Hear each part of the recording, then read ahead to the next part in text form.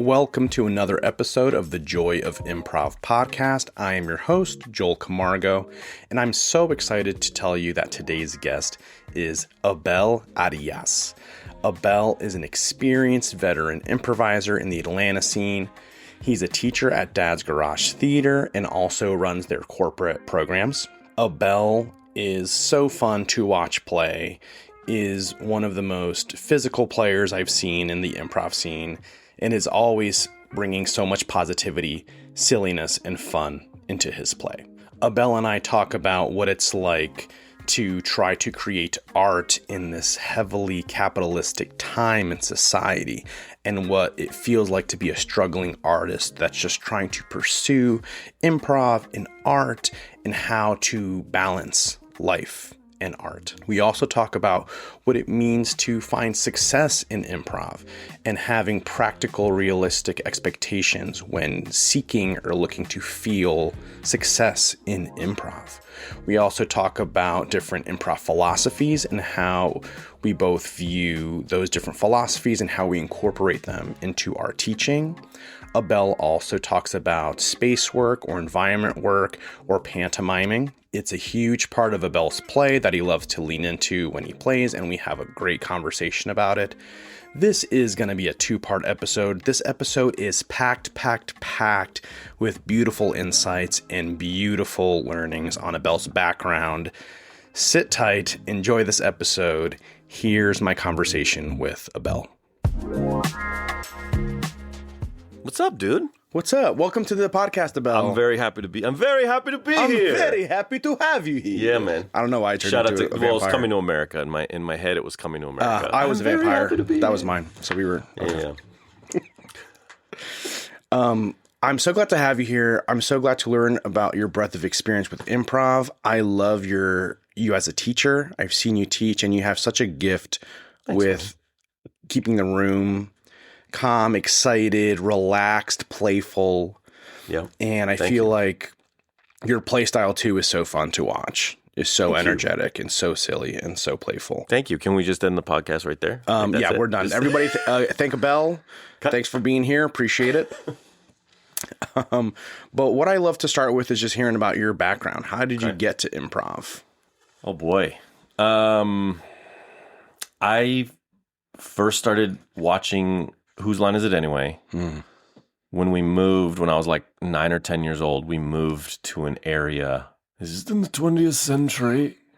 And the area that I moved to had Comedy Central. Before I did not have Comedy Central, and then I had Comedy Central, and it was a whole new world. Like, game changer. SNL was on every day. It was like summertime. It was my first summer away from home, like home basically alone.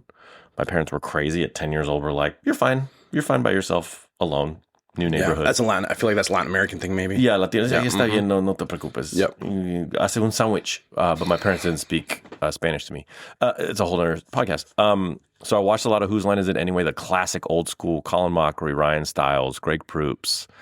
The British version was the original, the OG version, and I was like, this is incredible.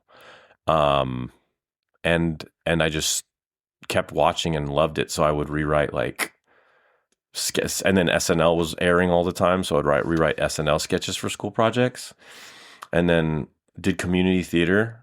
One day, my mom was like, "Hey, we're going to a tryout," because her only frame of reference was sports. We're going to a theater tryout, a play tryout. Let's go. I was like, okay, and I went and I showed up, and the lady was like, "Do you have anything prepared?" And I was like, "What are you talking about?" I was like 12 years old. And your mom was one that's just like, let's just go to this thing. She didn't give you a heads up? She knew it was like a theater play thing. Okay. It was for the theater or for a play. It was a play tryout, I think she called it. A play tryout. I'm like, okay, whatever. And then, the director, Monica McLean, shout out to Monica McLean. It was San Carlos Children's Theater, and nothing prepared. So I sang part of the national anthem. Did a show called Sagebrush, was Black Bart the villain. Anyway, that's a long-winded way of saying that's when I first started really exposed to improv, because we did warm-ups. We did like Zip Zap Zop, and we did little warm-up games like that. Yeah, children's theater is what I'm learning. That's coming up on my feed right now because I follow a lot of improv and also just theater stuff. A lot of children's theaters are doing all improv-based exercises that we do in the classroom. That's why we have improv. Yeah. It's because of children. That's where modern improv emanated from that. Yeah. From keeping, as you know, as most of you know, listening to this. And so I was like hooked, did theater. Anytime we could do improv games, was like all about it. I remember being in middle school, just like trying to copy the games that I saw on Whose Line. I was like, oh, hey, have a conversation with me, but I'm only going to talk to you in song lyrics. Stupid, nerdy shit like that, right? Yeah. And yeah, then, all the kids are like, a bell's coming. We're gonna have to play improv games. There was some that really found me annoying, I'm sure. And then I just kept doing theater. And then high school just kept doing theater. In college, kept doing theater. I have a theater degree at UC Santa Cruz. But that whole time, it was just like improv was just kind of like in the background. And then when I moved to LA in 2004, which is crazy to think about. Moved to LA in 2004. Like a month or two after moving to LA, I got into improv, like just started, going to classes. Yeah. And at that time, the improv scene was already big in LA. I mean, that's the thing. UCB did not exist yet in LA. I believe, let's see if it's 2004, it might have just barely have been getting started. The TV show, right, with Amy Poehler and them, may have been on the air. Right, yeah. But everything else, the Groundlings, of course, existed. Comedy Sports existed. IO West existed. I ended up, of course, at the LA Connection Comedy Theater in Sherman Oaks, whose claim to fame was like Matthew Perry, rest in peace, went to like a class. And so they like exploited the shit out of that. Sure. Pay-to-play situation. But despite that, I learned a lot. I was there for almost 2 years. And pay to play as in like you have to pay to take like all the classes. $75 a month. Yeah. Oh, subscription? $75 a month every week. Like Wednesday nights, you showed up. Oh, literally pay to play. Literally pay to play. But it was like classes and shows. Yeah. So it was kind of shitty, but at the same time, it was like not a bad situation because I got so many reps. Did learn. For better or worse, did learn things, but got so many so much improv every week, twice, sometimes twice a week. And then after a couple of years, it was like, what am I doing here? And then in like 2006, I left that UCB. I did UCB and Groundlings at the same time. There was certain overlap. There were certain levels where I would like twice a week. It was like going to Groundlings on Tuesdays or whatever day it was, and then UCB on whatever day it was. Yeah. Well, what was that experience like doing both at the same time?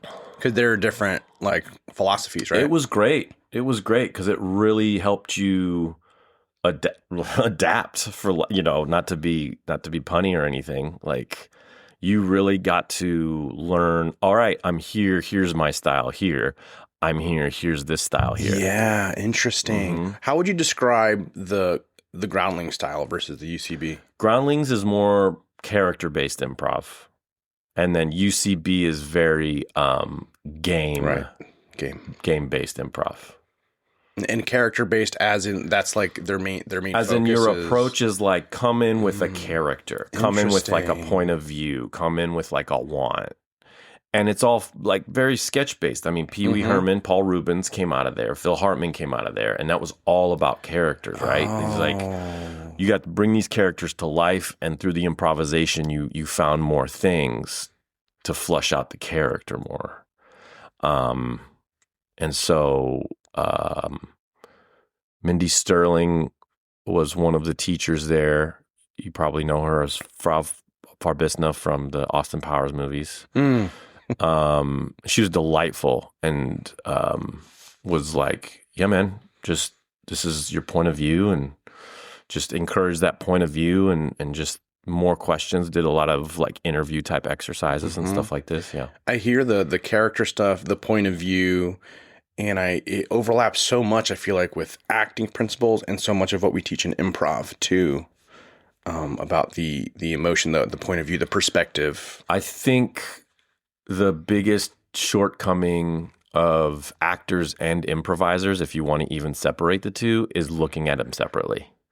I think the strongest improvisers are actors, and I think the strongest actors are improvisers. Yeah, I 100% agree. It's so funny because acting and improv came up in the with Anna Bruno-Riley recently in our episode also. I feel like that's going to be a recurring theme, is 100%. touching on acting. Not, I was going to say acting versus improv, but that they're actually joint.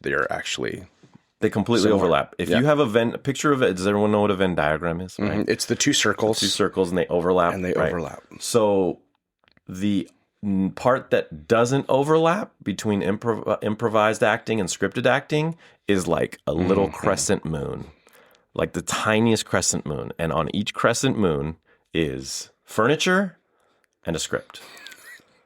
Everything else overlaps.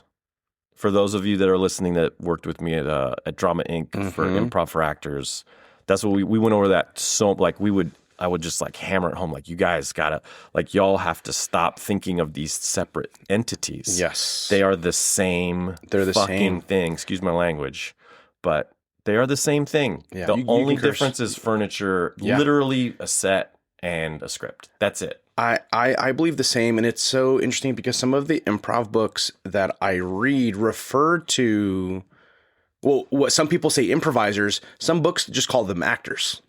Yeah. It's like the actors do this. If explaining a game, the actors do this, the actors do that. What I tell the actors, it's always referring to the class, the students, the performers as actors, not improvisers most of the time. That's great. I love that. Yeah, I love like that. I kind of take I take a page out of Shakespeare and Spike Lee's book of calling everybody players. You know, everybody's a player. Yeah, so everyone's a player. Everyone's a player. Everyone plays.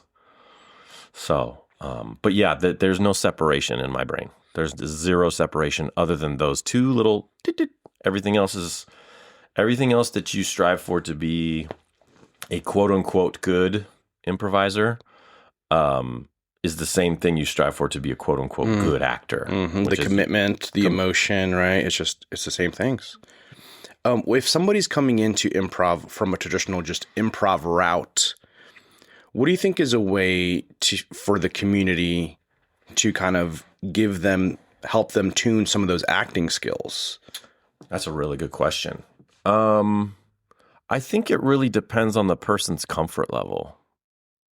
And I think for better or worse, my style and approach in terms of performing and teaching is very much, what do you think?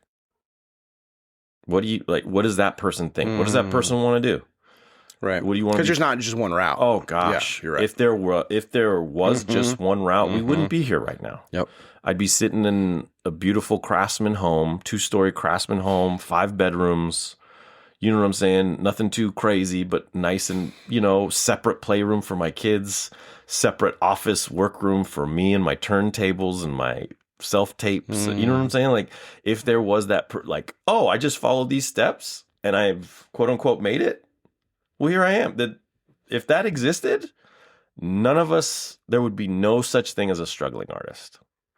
So when I love that question to how does the community rally around someone that maybe wants to get acting chops up in their improv? I love that question. It really just depends on, well, what does that person want? What's already comfortable for that person on stage? Do they feel comfortable with space work? Do they feel comfortable with character work? Do they feel comfortable being clever and coming up with, as the Second City Keith Johnstone way would put it, would be gagging. Like, do you feel little quips and things? Jokey. What do you feel comfortable with? And then you're using that strength to get your other things that are weak or stronger, right? So if you look at it from like a fitness perspective, if you love to run or jog, then you're going to use your sort of cardio stamina in some way to help you with pull-ups and upper body and core stuff, however that might translate. Yeah, I like that. You look at your current attributes, your current skill set, and then what needs refinement, what needs polishing. Right. Because even your weaknesses are is a strength. Like there's some element of strength in a weakness, right? Like if we're sticking with fitness or even baseball, I love baseball. I'm a huge baseball fan, right? So let's say my arm strength, maybe I don't have the strongest arm, but I know how to throw the ball already. And so it's not like I have to completely learn how to throw the ball. I can still develop strength because I know what I'm doing throwing. And then it might just be a little tweak here of like, well, you're already doing this, so now incorporate your legs more or whatever it might be. But you get my drift. Yep, 100%. I kind of use a sports analogy that I feel like is pretty universal even for people who don't know sports, especially level 1 classes. Even in level 1, people will often, I feel like, care too much about how well they're doing, how funny they're being in class, and people will, after just a few classes, which is essentially a few hours of doing this, people will be like, I don't feel like I'm not getting it. Feel like you're doing great. And people are like, some people they're funnier, they're quicker, they're comparing themselves to other students. And I'll be like, I look at it like a basketball team. Everyone has a different role. Everyone has different strength as a performer, as an improviser, as an actor. Every role is needed on a team. So if you don't believe that you're fast enough with these quick jokes making everybody laugh, maybe that's fine. And that's not what's the most important thing. You could be someone who comes in and grounds the scene, or is great at developing the platform, is great at buttoning up scenes. Yeah. Editing. Like there's so many other beautiful ways to contribute, especially in a team setting. So I loved you mentioning all the people with different skill sets. Yeah. There's a new term. I think we may have talked about this before, but I can't remember. But there's this new term I just learned called umwelt. And I don't know if that's how you pronounce it, but umwelt. It's UMWELT. And it's specific to biology. And it's like 100-year-old term, I guess.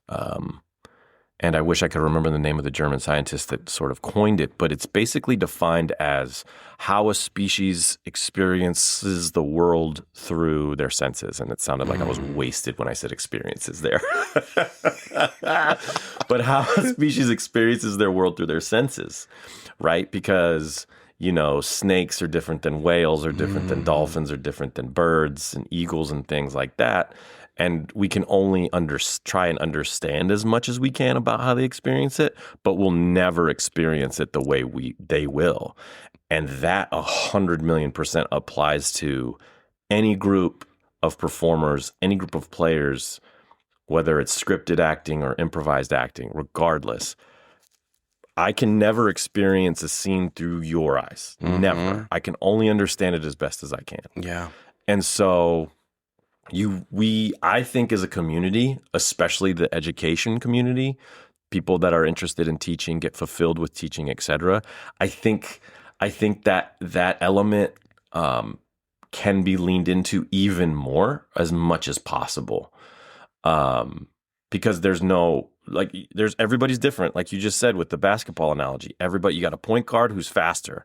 They're not going to be in the paint. They're not going to be boxing out for rebounds, right? They're going to probably be a better shooter, right, than the center. The center's slower, the center's taller, right? So it's like, like you just said, everybody's got their roles. Why are we prescribing anything, 100%. You mentioned before about being a struggling artist. Do you feel that you still carry that label? I mean, objectively, man, that's a loaded. How much time do we got, dude? We got as much time as we need. Shit.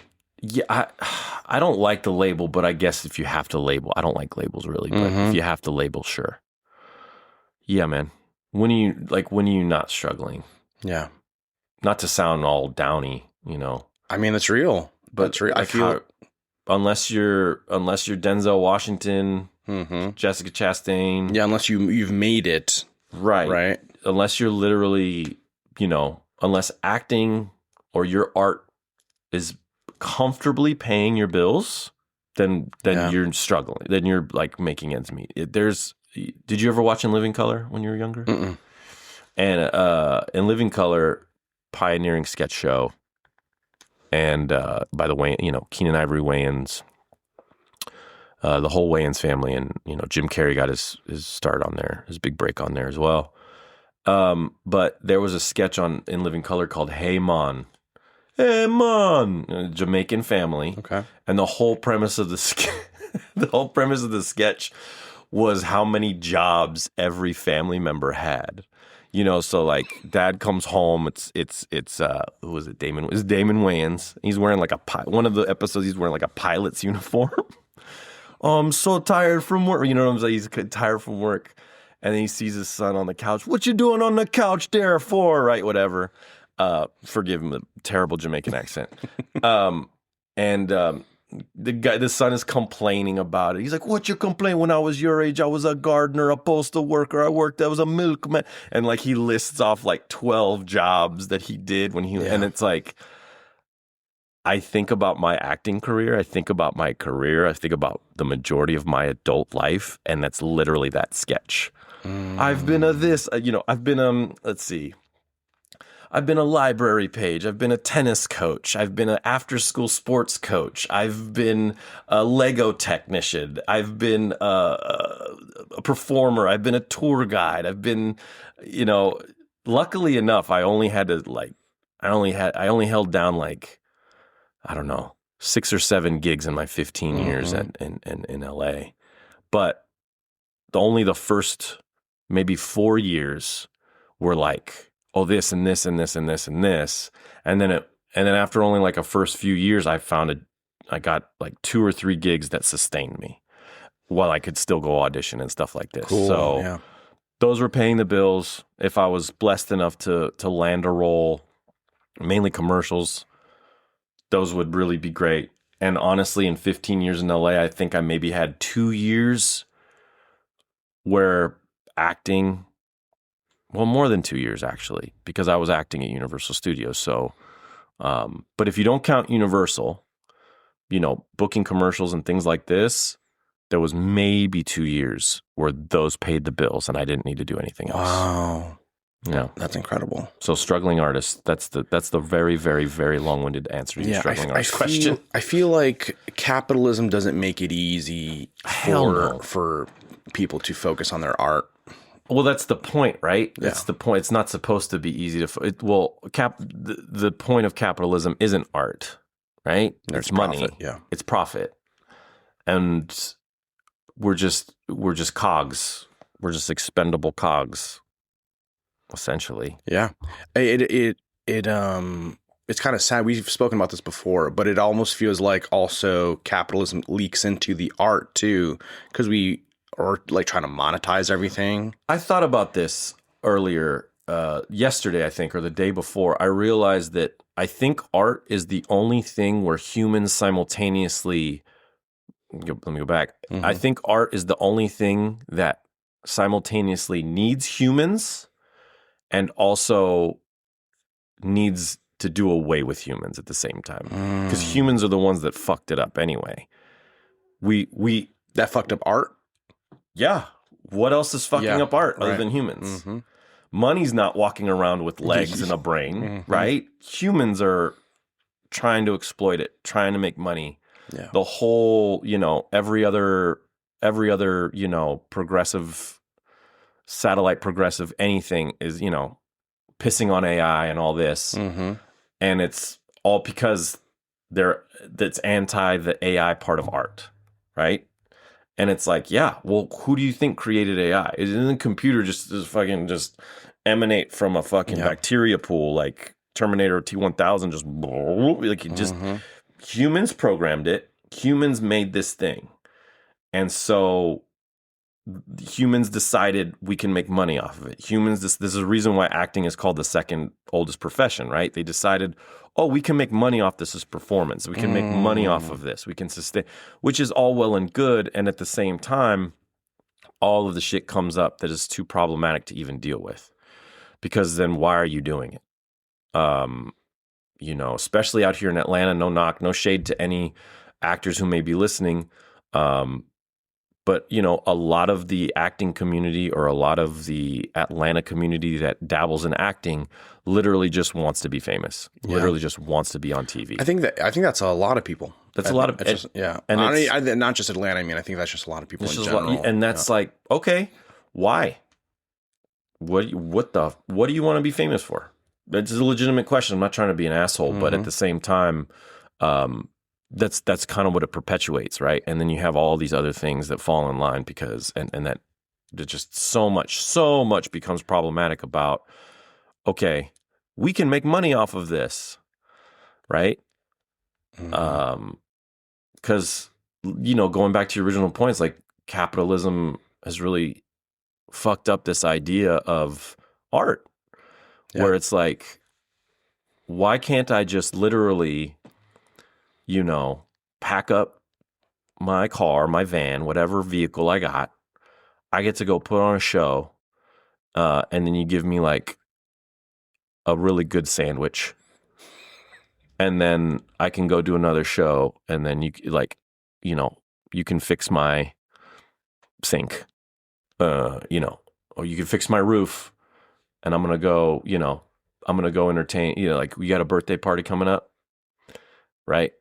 Or whatever skill I have, right? Like a bartering system. Yeah. We could have had it. We could have had it. You could have been trading repairs for improv. And, I mean, pretty much. Yo, man, I need an oil change. Ready for some zip zap zap? Yeah. It makes me think of producing shows and how much mental energy that takes up because I have to pay the venue. So always on my mind is like, oh, am I going to lose money on this show?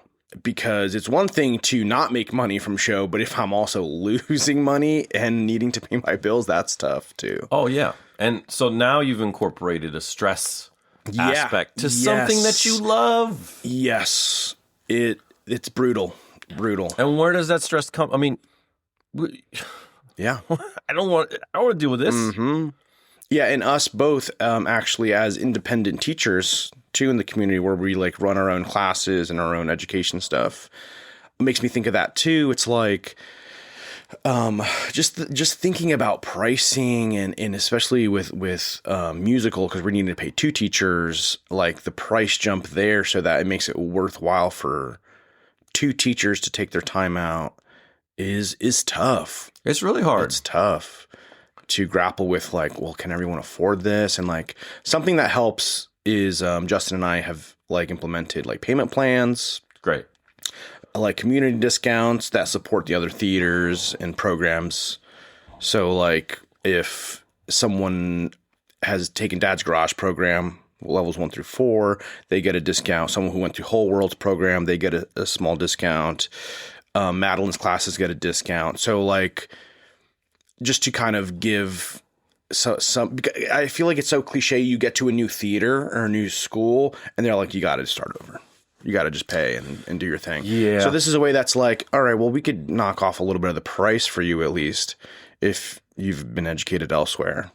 That's a great, yeah. I mean, and I think there's I think we have, there's just so much to it. There's so many levels to it. I think we can trust, like, I'm very blessed that I've been able to work with a lot of different people, and now there's sort of this core of folks that have continued to work, that I've gotten to work with in a class setting or a gym setting, and I think we have to trust that they're going to know what they want. Kind of goes back to what we were talking about, like everybody's going to experience things the way they're going to experience them, and it's kind of like by putting a price tag on our time, we're not insulting anybody. Right. We're just, you just knowing your worth. Yeah. And trusting that people are going to be like, cool, can't do it this time. Yeah. But next time, or whatever. Yep. Yeah. And I think it's worth it to teach something I believe in and a curriculum I believe in, and like, you got to do it. Yeah. I want to circle back. You have a theater degree. You did theater in high school. Do the things that you learned through your theater degree, you feel like that still comes out in your improv? Ooh. The short answer is yes. Yeah. I don't know that it can't. I don't know that it can be no. But I think the short answer is yes. Yeah. Yeah. I love, because when I hear other improv podcasts, I'm always like so jealous when I hear improvisers got started when they were kids in some theater program, in some improv program. And I'm like, man, I didn't even know I could have been doing this since I was a kid, you know? It's funny you should. So I found my improv home at Comedy Sports. And Comedy Sports is all over the world still, apparently. At least I hope they are. But I think they're still going, yeah. I got my start at Comedy Sports, and Comedy Sports in LA had Comedy Sports in LA had what was called the college team. It was a bunch of college-age kids straight out of high school because they had a high school league, and so they would go to high schools in the LA area, once a week or whatever, workshop games, and then like once every whatever would have a show. Everybody, the schools would come out. So then after they were high school, they had so many kids that went through this high school program that were like, well, what do we do now? And then the college team was born. And so you had 18 to 22-year-olds, a bunch of 18 to 22-year-olds improvising and performing every week, every Sunday for like 2-3 hours, working stuff out. And then every Thursday night, they'd have a show. These kids, these like 18, 19-year-old kids, right? So then cut to, a few years later, I come in the mix, and I'm, when I joined Comedy Sports, I think I was about 27. And all these kids, kind of like how you're looking at it, have been doing this since they were 18. And at the time, they're only like a few years into it. But at the age, they had basically what you're talking about. They had like a 5-10 year head start, so to speak. And a lot of these cats are now in their early 30s, but have been doing it for pretty much 20 years. Yeah. Shout out to, a lot of you listening probably see Game Change, like Kimya Boompornia, Jake Wasaki, Kurt Maloney. Shout out to all those cats. Like those are old Comedy Sports pals. Jessica Williams is killing it on Shrinking. Old Comedy Sports pals, man. And you're saying there are pals that you played with on Comedy Sports? Yeah. They were all at Comedy Sports when I got there. They were already doing it. Yeah, I remember we spoke a while back, and you had said you'd personally known and played with a lot of these. All of those names, those were They were so much fun to play with. Shout out to all my Comedy Sports family, by the way. Just so much talent in that theater, just so much fun. My improv mentor, Lauren Pritchard, she's like, if you're out in LA ever and you can take an improv workshop with her, go take an improv workshop with her. Lauren Pritchard. Yeah. Lauren, I learned so much. I got to work with her at Universal, and then through that, found out about Comedy Sports, and then joined Comedy Sports. And then she was essentially the Sunday team director. So every Sunday, it was like college team, Sunday team, main company. And then Sunday team, we would, every Sunday, 4 to 6 or whatever it was, work. And then 7 o'clock was a show. So some of us would perform, some of us wouldn't. Have a rotation. You'd probably do 1 or 2 shows a month at that point. Probably 2, closer to 2 shows a month. Because the cast in Comedy Sports is very much like theater sports. Cast is big. Cast is like 8 to 10 people. So you had like 30 people, 20 to 30 people in Sunday teams. So like every other week you would perform. And that's short form. Yeah, it was short form. But we would have like long form ish games. Sure. Yeah. And then we were always branching out. We were always doing like genre stuff at Comedy Sports. There was like improvised Downton Abbey. There was improvised fun high school dramas called The High. Shout out to Matt Young and Andy Crocker. Matt Young, of course, founded Dad's Garage. So that was a cool world, like full circle. Cool. But they created that show, which was high school drama.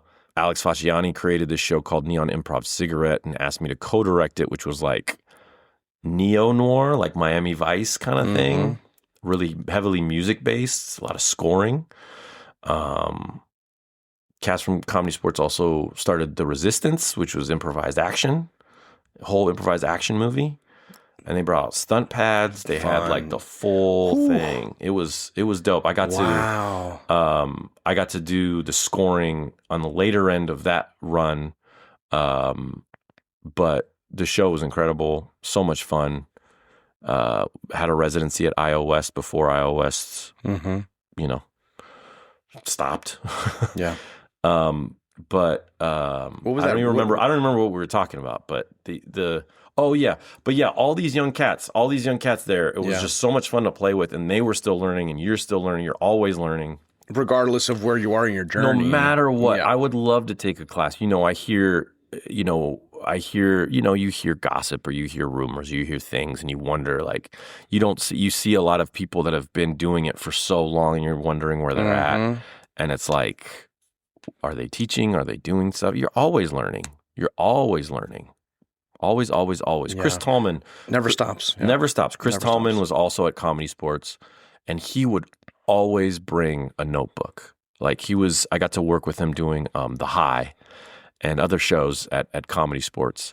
And Lauren would always point him out, like, Chris always brings it up. Do you know how long that dude's been doing it, at the time? I think he's probably, I don't know. He's a little bit older than me. It doesn't matter how old. He's older than me. He's been in the game a lot longer than me. But even after every show, he would always bring a notebook, no matter what. And at that time, he was doing it for probably closer to 20 years. So it's now coming up on 40 years. And I bet you that dude, if he's doing shows, he's still bringing notebooks. I love that. I know a few folks who bring notebooks notepads to a show. I bring notebook. I'm a big notebook fan. Huge fan. I think it's part of, it's an essential part of being a good actor. Everyone wants to be better. Everybody has the urge. They want to be better, funnier. So I think it's so important to also be a student of the craft too. When I go watch a show and I'm taking notes and I'm looking in the way I'm analyzing a show, the audience liked that. Let me write this down. Why did they like that? What stood out there? Okay. That move didn't work. Nobody reacted. What fell flat there? Would it work on a different night? Would it work on a different night? Would it work in a different week? Would it work in a different time of life of that performer? Would it work in a different time of life of the 50 people, the 3 people that were in the audience? Yeah, is that a Friday night joke versus a Sunday night joke? And I think you get on a slippery slope, because I think there is an art form. If you've ever seen the documentary Comedian with Jerry Seinfeld and I forget the name. The name of the documentary is Comedian? Yeah. They follow Jerry as he basically rewrites his entire material. It has nothing out, just after being off. This is like 20, 25 years old now. But he had all this material and he decided he's not going to do these old jokes anymore. He's doing all new jokes. And it follows him on that journey of developing new material. And there's this other comedian, I can't remember his name. It's a really unique sounding name. It's like Corky or something like that. And he's always talking about, he's at the Montreal Just for Laughs at one point, and he gets like a matinee slot, and he comes out after the set pissed. He's like, who goes to comedy on Sunday afternoon? And later in the documentary, Jerry's talking to Bill Cosby, obviously before everything.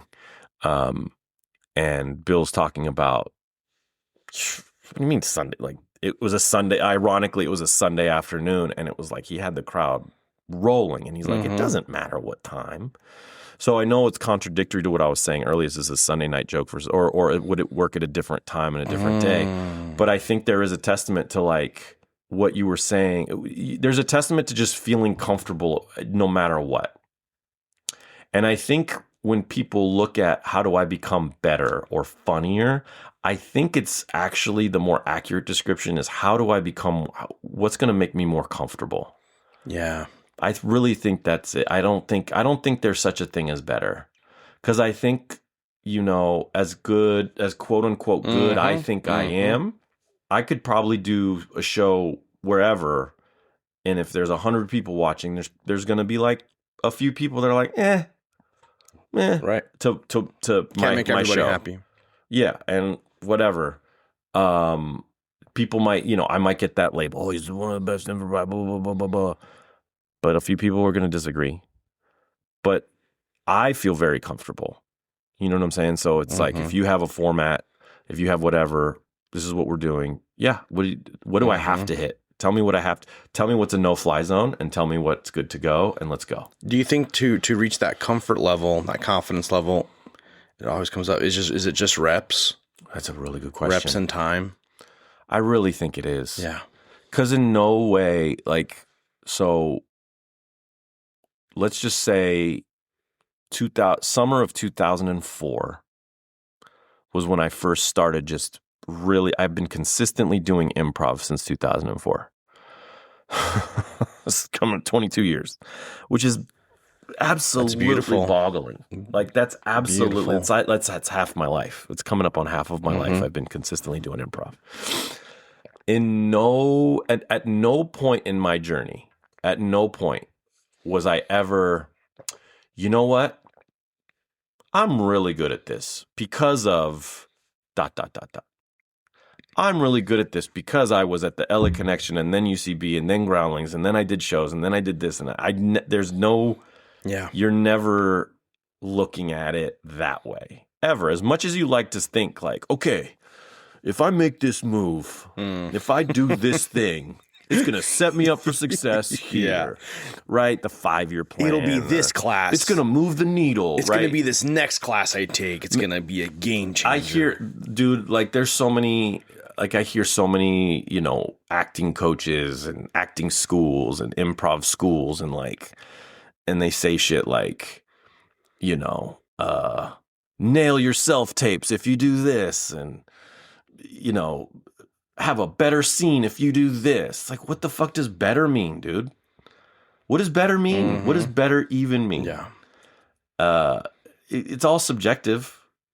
And, you know, we brought up always learning. Like, within the last 3 years, 4 years even, I could finally put a very specific sort of point of view, approach, whatever you want to call it, in that. And I learned that success is subjective. Success is 1,000,000% subjective. Oh yeah, 100%. People might argue that. People might be like, well, you know, so and so's booked at X, Y, and Z. So and so's on this TV show. So and so's on doing that thing. So and so's, you know, you talked about comparisons earlier and all that. And so, okay, great. Yeah. Ethan, something that Ethan Hawke said stood out to me here about similar to this about success as an actor. And people have such this high bar, a famous actor on the red carpet, winning awards, goal. But he's like, would you be happy, you know, being wrinkly and old, never making it, and you're teaching improv at a local theater? If you don't find that successful, and he was just blank, he's like, get the fuck out. Yep. You got to love this thing regardless of where you're at. You got to love it. You got to love it. And it was just like such a powerful statement he was making. Just to let go of the expectations of what success traditionally looks like. Because I think about it and I wrestle with that too, what success looks like for me.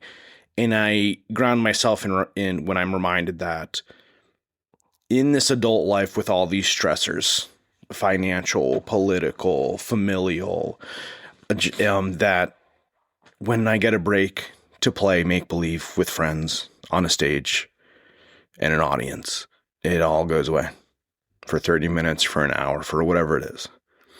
And just that is a beautiful enough gift to keep doing it.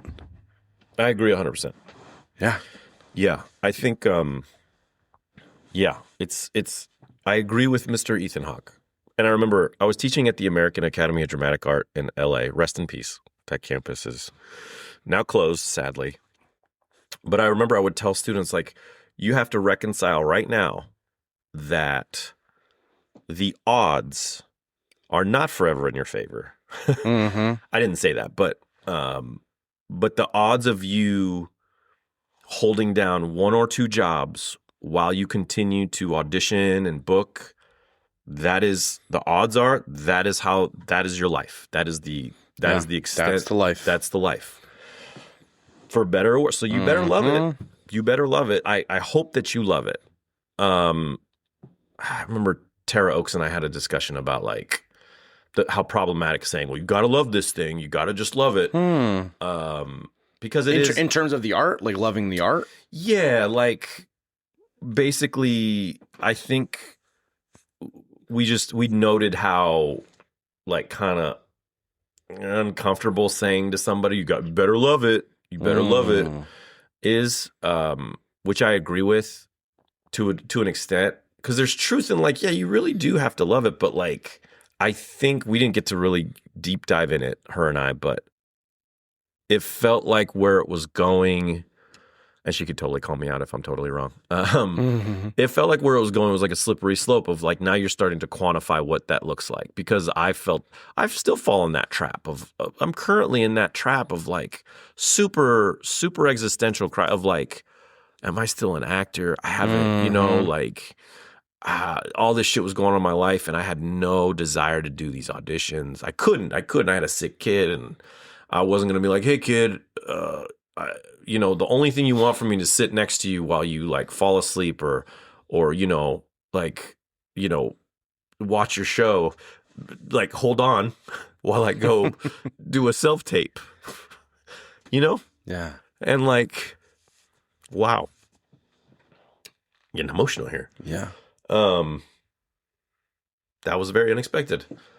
That's real though. That's such a real thought.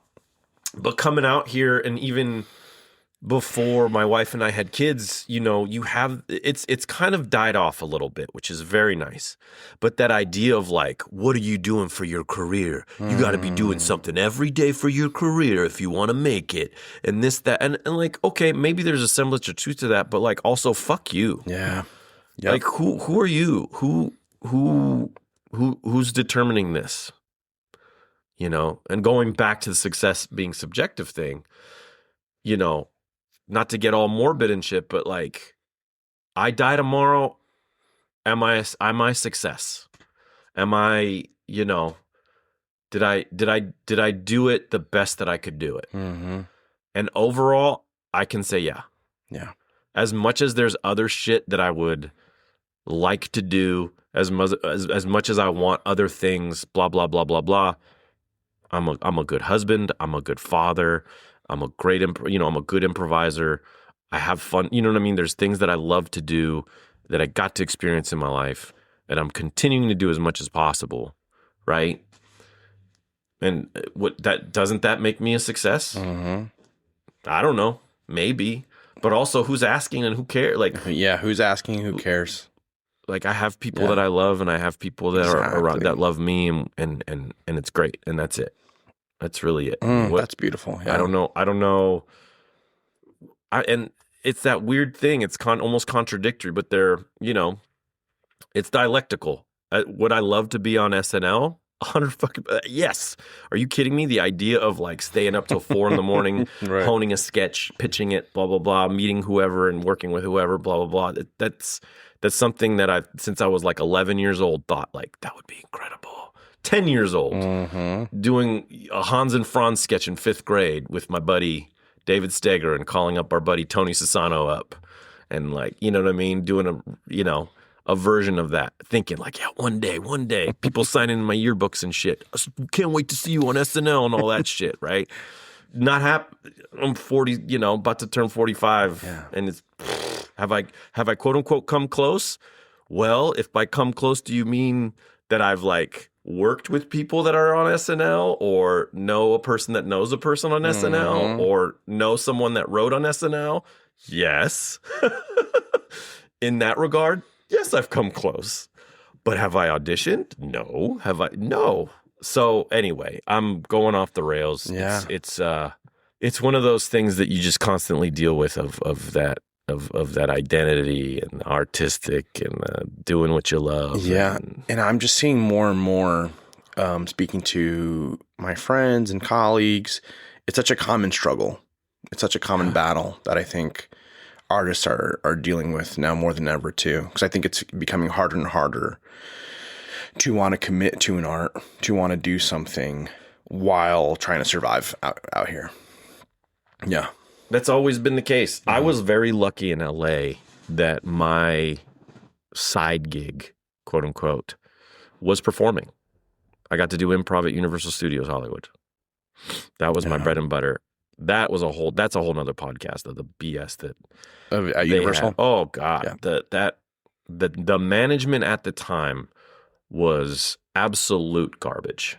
And it was, oh man, the sort of, I don't want to get into that, but I ended up quitting. I was like, I was a part of the same department for probably like 12 years.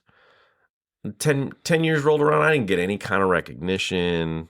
Not that I wanted but 10 years customarily, you got like, hey, congratulations on 10 years being here. All this shit, right?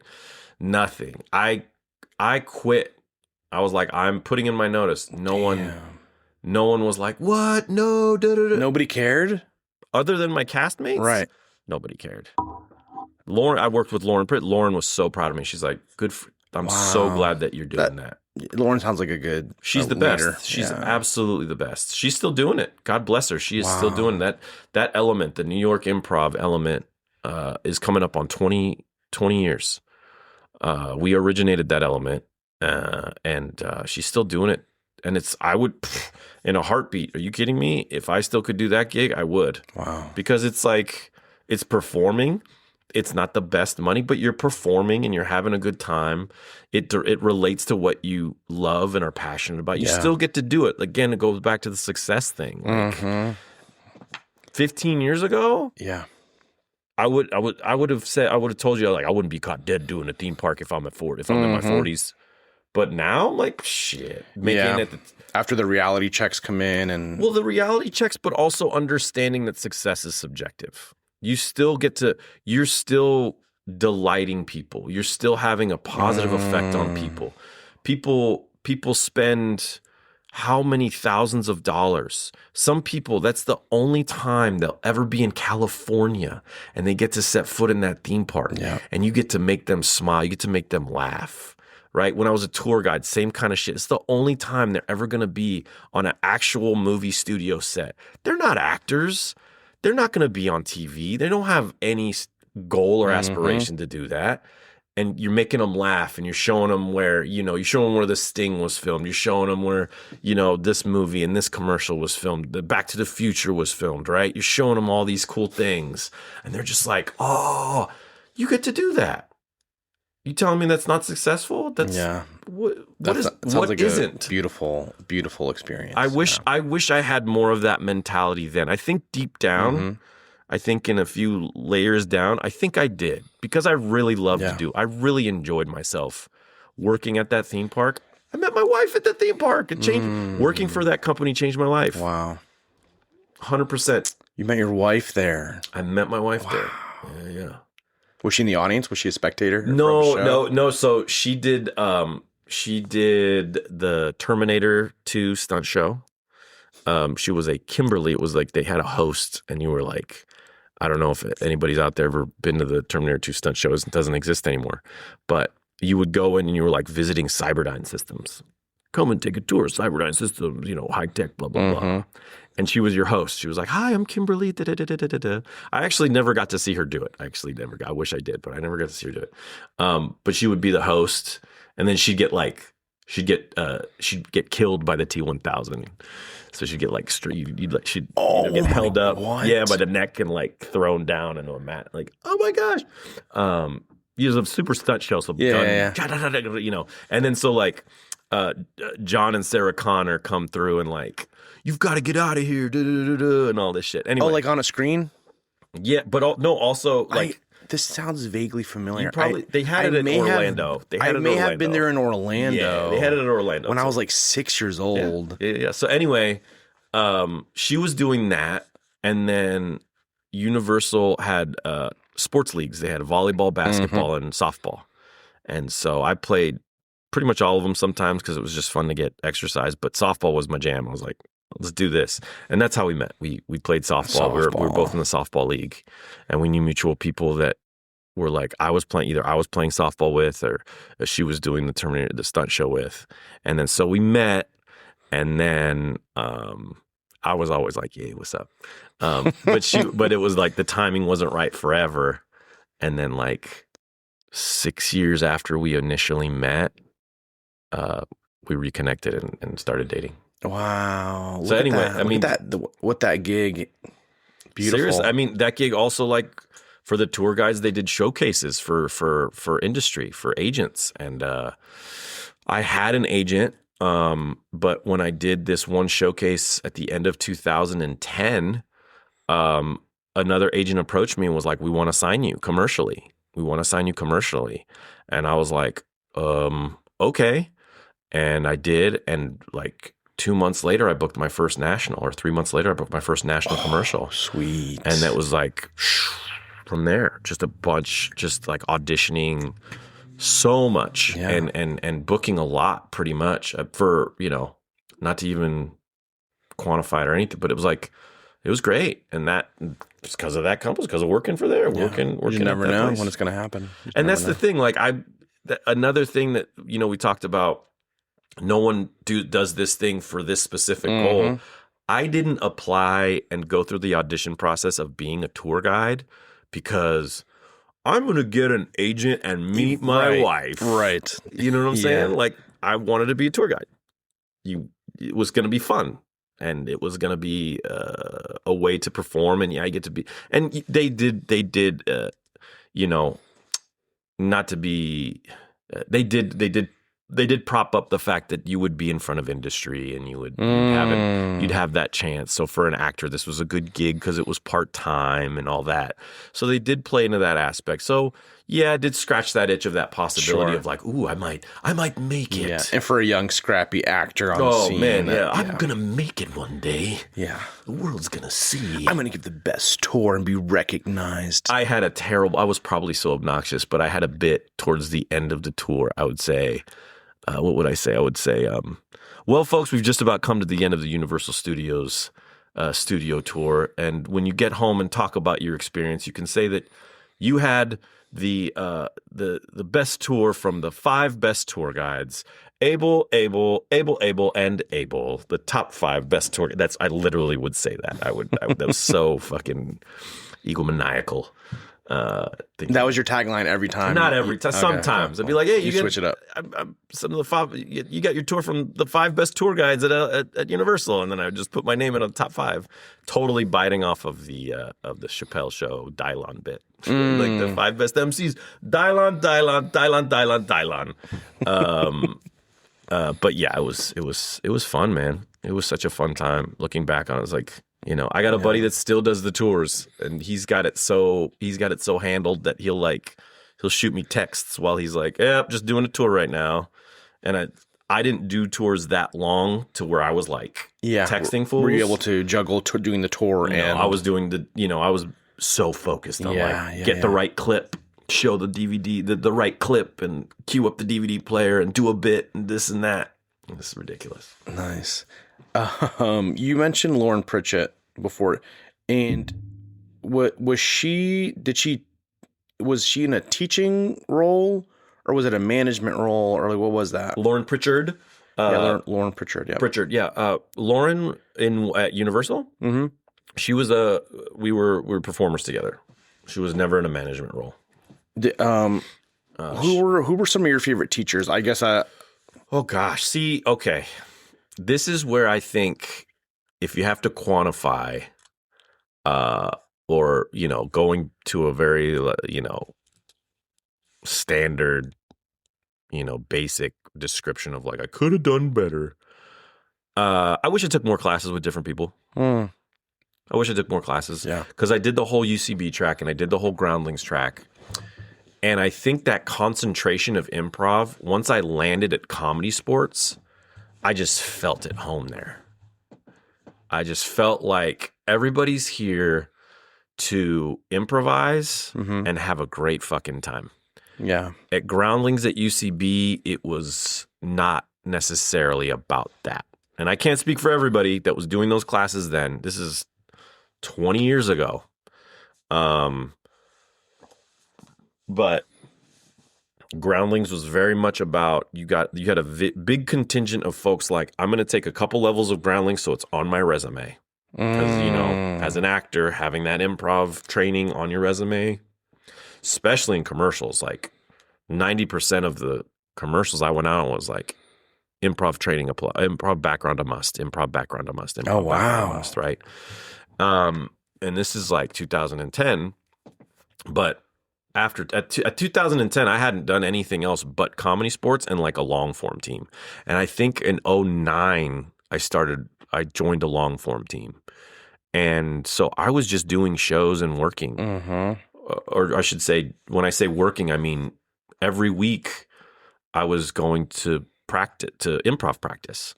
In 2010, that stopped at Comedy Sports, but I was pretty much doing 2 shows a week, maybe even 3 for like 4 years. Wow. Between Comedy Sports shows and my long form team, I was just doing shows and doing shows and doing shows. Yeah. I wish I would have. You said 4 a week? 3 or 3 to 4. Like 3. Wow. Probably like 3. Because every week we had our long form shows like on a Thursday night or whatever. And if I was available, I would do a Friday night show and a Saturday night show. And then most of the time on one of those Friday night shows, I would do the early and the late show. So 3 to 4. Yeah, 3 to 4 a week. Wow. And then every month, once I got on Comedy Sports main company, Jesus, boom, hitting his mic like a, every month we'd meet, every month we'd workshop, every month we'd get together for 2 or 3 hours, and it was a requirement of main company. You got to come to practices. You got to come to workshops as a main company. I see. And here's the thing: it was once a month. And they didn't have any, I think, in July because it was in the middle of summer. Everybody leaves town or whatever. And it was none in December, maybe even November. But let's just call it 10. 10 a year, 10 workshops a year. And guess what, Joel? You didn't even have to go to every single workshop. You could miss half. Wow. Half, Eddie. Half. And that's some kind of a reference to something. That is, yeah. And if you know what, I don't know. Maybe for the listeners, Abel did leaned back and did a huge gesture. I went half, Eddie. You probably guess what it is, but if you don't know, maybe I'll tell you. Maybe I won't. No, but 5. So 5 practices a year was all that was required of you as a main company member. And you had to do a show, every couple months. So it was like this, all right, we'll just keep kind of in touch. And that was great. Some workshops were lighter attended than others, but that was the requirement. And it was great because, at a certain time, everybody's life changes. So in a few, 5 years in, people were like, hey, I'm still main company, but I'm not really doing as much. And they'd show up once in a while or whatever. And it was great. It was a great buy-in for folks to make sure that their chops were up. But that being said, I was doing a lot of improv, but not taking classes anywhere else. After that, after doing UCB and Groundlings, once I found Comedy Sports, I kind of just stopped taking classes. Okay. Yeah. I see. I did workshops randomly, but Rich Tallarico, who's doing a workshop this Saturday, he was great. I've stolen a lot from him. Craig Kukowski, I've stolen some from him. Exercises and sort of like approaches. Lauren was fantastic. She did a whole series on genre where we'd spend like a week, but we'd spend like the whole 3-hour workshop on Hitchcock. We spend the whole 3-hour workshop on Westerns. We spend, whatever genre there was that we might get in a show, we would work it. We would work it. And then we would, the fun part and then we'd do sci-fi. And then it was like, because sci-fi and horror have all these subgenres, we'd get into that. So like, okay, is it sci-fi like futuristic? Is it sci-fi fantasy like Star Wars? Is it sci-fi, I said futuristic like Fifth Element, let's say? Is it sci-fi post-apocalyptic? You had all these like, and then horror, is it horror supernatural? Is it horror slasher? Ooh, fun. Is it horror, you know what I'm saying? Yeah, subgenres. Is it horror thriller? right? So you get all these subgenres, and then you'd see where they get to play, and you could see how they overlap. And in the workshop, you'd learn specific genres for that workshop. You just go over. We'd run like, because it was usually in a game called Mega Replay. Okay. Where it was like, all right, you have 45 seconds to a minute to do just a neutral scene, a scene. Just do a scene, and now we're going to see the scene in the style of, and we get it from the audience. Scene 3 ways kind of thing. Yeah, that's the name of it here. Yeah. Scene 3 ways. But yeah, exactly. And Mega Replay was so much fun to do because we do, with the comedy sports shows, it was teams of 3 on each side. Sunday team was teams of 4. So, main comedy was teams of 3. Don't ask me why. And so usually the Mega Replay was an all play.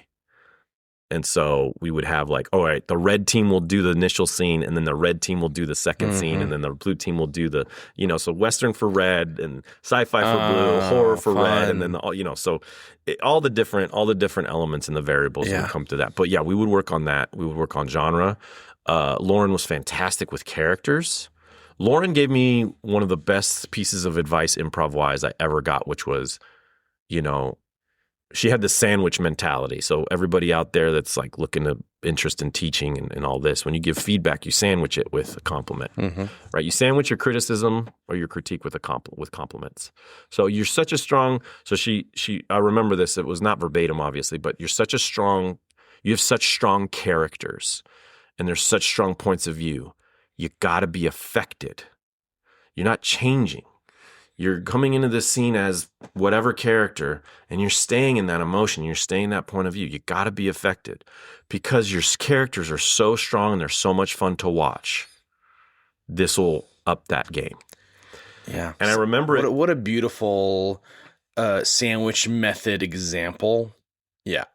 Because some people, I think the delivery of it too can feel unnatural for a classic managerial feedback advice of the giving the sandwich type feedback. It's easy to fall into that critique eye too, because you're thinking, okay, I'm a teacher, I'm an instructor, I'm a director, and I've got to be looking for the wrong things. They don't. Yeah. They are, believe me, the quote unquote wrong things will be very obvious. Yes, I agree with you. So you can be positive. I love that, because something I lean in towards now teaching is if I'm doing a solid job teaching and they're getting the concepts of platform or strong emotion or this and that, and we have a scene that's a little on the weaker side, and afterwards I'm like, how'd that feel?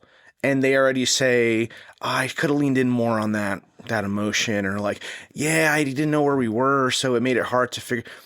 They sometimes they already know the notes that I want to give, and they know I'm like, cool, yeah, you already know, that's great, that's it, you get it next time, that was great job, and we just move on, because you're right, sometimes we just feel it already.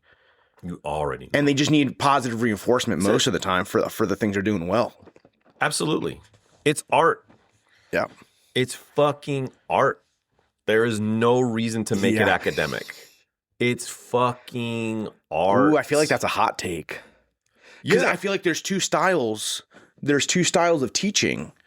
Because I feel like there's a super playful, freeing style of teaching of improv. It's like, hey, be free, do your thing, be yourself, which I love, is beautiful. And then there's academic style of teaching that's like, hey, we got to hit the platform, strong character, strong emotion, like up the, you know what I mean? But there's a way to marry those. Both are true and both are beautiful. You have to marry the two. You have to marry the two. I think you absolutely have to marry the two. I can't sit here in front like I don't incorporate, sort of those, for lack of a better term, rules. Yeah. As much as people might be listening that have heard me say, you've heard me say, fuck the rules. Yeah. And the only rule we need to be following every single time we're on stage is making each other safe. Yeah. That's it. Yeah. Are you keeping me emotionally and physically safe? Great. Everything else is up for grabs. Yeah.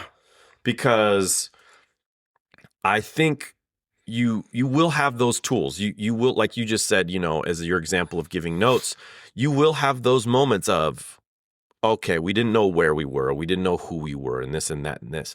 But guess what? There are going to be scenes where I don't know where the two, let's say I'm watching a scene, I don't know where the two people were, but holy shit, I was invested and I was just into the scene. I was totally just into it, wanting to know what was going to happen next. Did that mean it was a shitty scene because we didn't know where they were? Right. Yeah. Right. I think I agree with you in that there is benefit in having a term, and I think schools, instructors, etc., can really lean into acknowledging, hey, this is just our way of doing it. This is just what we do here. So when you go take classes and that's a testament to the level 1 teachers at UCB and at Groundlings 20 years ago, they were very adamant about that. Yeah, I love that. I feel like that's an important thing needing to share. I think UCB had a little, this is back in the day, so, don't at me. Back in the day, UCB had a little less of like sort of giving credit where credit is due in terms of go teach elsewhere. That's why Lauren was such an amazing teacher, because she was like, go take classes elsewhere. Yeah. Don't just work here. Don't just take classes here. Go take IO classes. It's important. Go take UCB classes. It's important. Yep. If you haven't, go get exposed to different approaches, different styles, different all that teachers. stuff. Yep. Different philosophies. Right. And so UCB, I remember the classes there were kind of like, we do it here, and this is kind of the better way to do it. This is kind of the better way to do it. Kind of vibe. They had that kind of like, this is the better. Interesting. There's different ways, but this is the better way kind of thing. I felt that. And this just might be my interpretation. So, and again, I know people that currently teach at UCB that like, or I don't know what they do. Anyway, they have and they used to or whatever. And they were like, that might be a totally different vibe now. It probably is. I hope it is. It's 20 years ago, right? Yeah.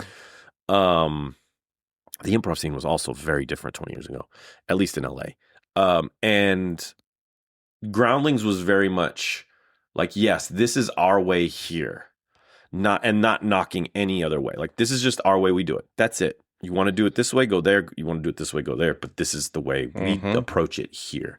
And I think we need to lean into that more. I think, and then, teachers like us that do it independently, that don't necessarily have like a school or a whole mission statement, we can be better, and we can be better served or we can be of better service to encourage folks' individuality. Yeah. In that of like, hey, and acknowledge like, this is just my opinion.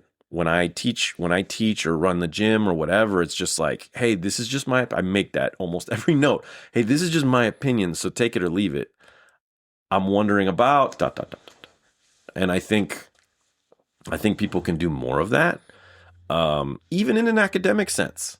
Like presenting this academia as like, look, this is just academics. This is just like, I wrote about this, I think. I wrote about this recently, and like, these are just tools that serve you. You're not like serving the tools. You're not going to wind up in the annals of history when it regards to platform. The Hall of Fame platform, Joel Camargo. Like, no one before has established platform like Joel. Nobody's there. Does that doesn't exist. Yeah, something I tell students too. I was like, there are these. I don't use the word rules anymore either. I use like tools, suggestions.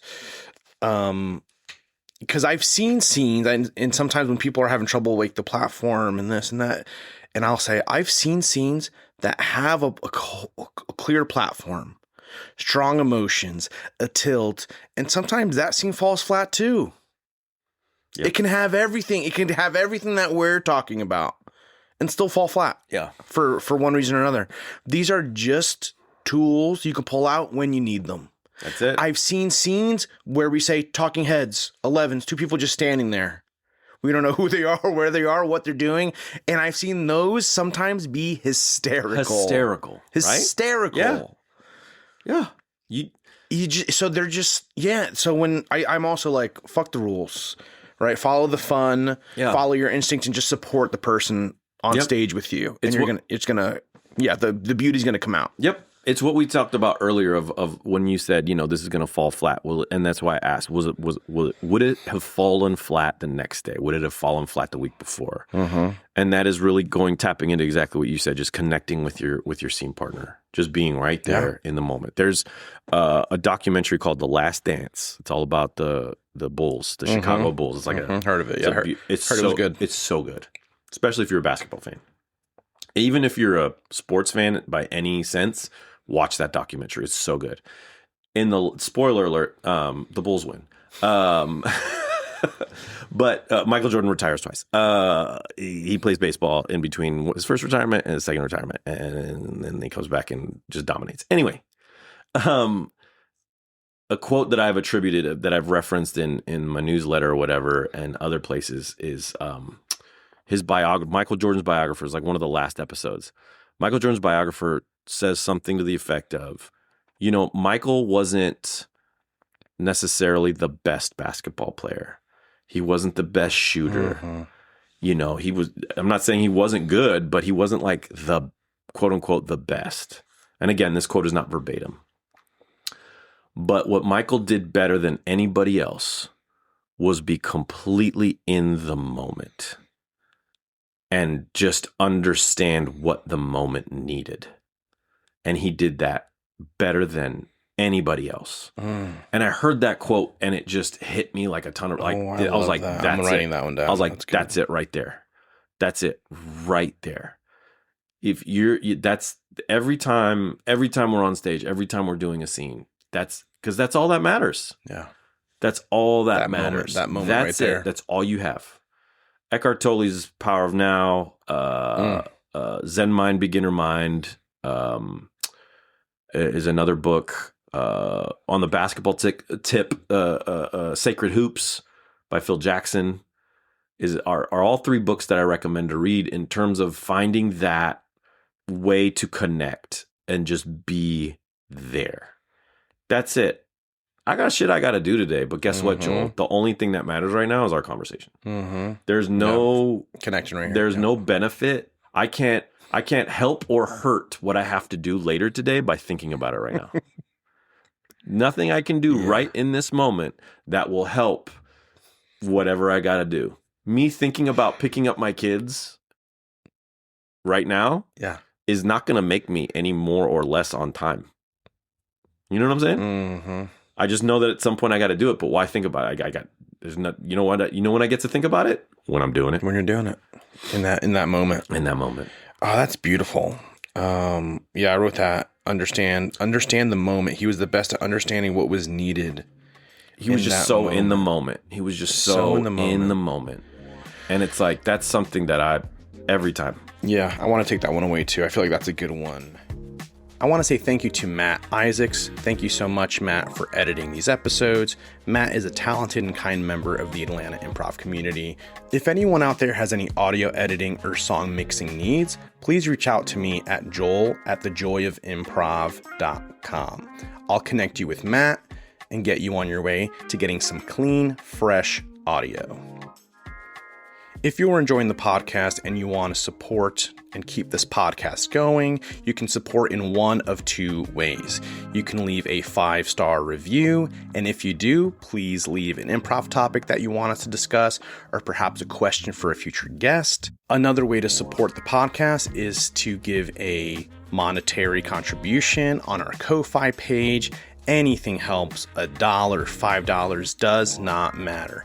Anything helps in keeping the podcast going.